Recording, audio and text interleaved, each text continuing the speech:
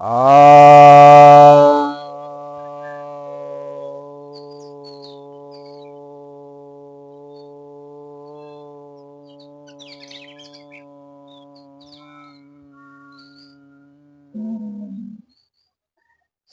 भक्तजनों को सप्रेम नमन।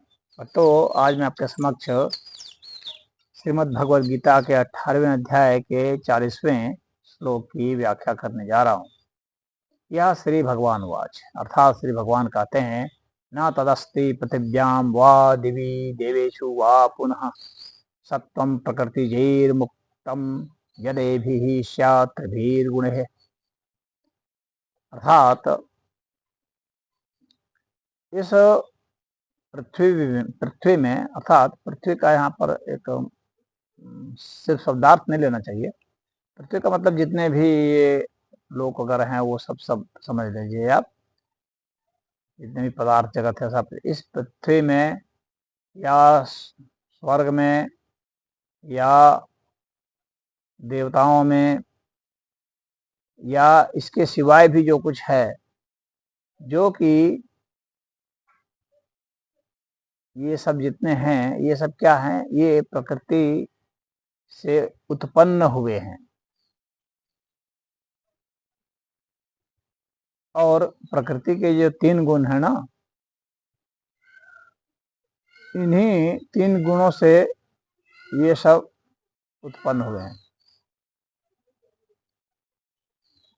और इसलिए ये जो 3 गुण हैं, इन 3 गुणों से जो यह संसार है, जो कि इन 3 गुणों से ही बना है, इन 3 गुणों से बहुत राग नहीं रखना चाहिए, इससे मुक्त होना चाहिए।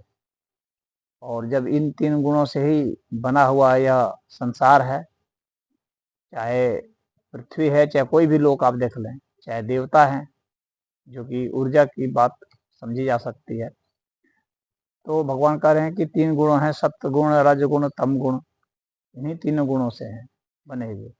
इसलिए जो अच्छे साधक हैं उनको चाहिए कि इन गुणों से परे हो जाए, अर्थात गुणातीत हो जाए। गुणातीत अवस्था को ही यहाँ पर भगवान ने मंतव्य माना है और वही हमारा ध्येय होना चाहिए। गुणों से संबंधित हम कुछ भी कार्य करेंगे, हालांकि सात्विक गुण अच्छे होते हैं, परंतु सात्विक गुण भी प्राप्तव्य नहीं है, उससे श्रेष्ठ जो है गुणातीत हो जाना है। सात्विक गुण में जिस तरह से विवेक है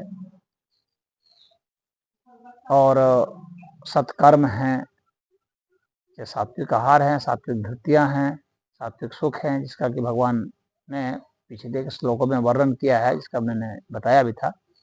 तो उन सात्विक गुणों से भी परे हो जाना चाहिए, उसको धारण किए हुए। जब प्रकृति के संसर्ग में हैं तो सात्विक गुण के साथ संसर्ग में रहें, अन्यथा जो है उस सात्विक गुण का भी परित्याग करके गुणातीत हो जाए। तो तामसिक गुण को पहले छोड़ दें, फिर राजसी गुणों को छोड़ दें और राजसी कर्मों को, राजसी विचारों को, राजसी सुखों को, तामसी कर्मों को, तामसी विचारों को, तामसी सुखों को, तामसी धारण करने को, इनको छोड़ते जाएं। फिर सात्विक जो गुण धर्म हैं उनको भी छोड़ दें।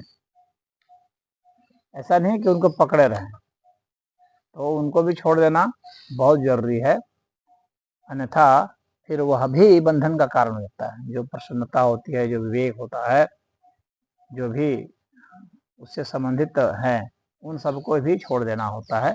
यही भगवान का यहाँ पर निर्देश है। हरि ओम।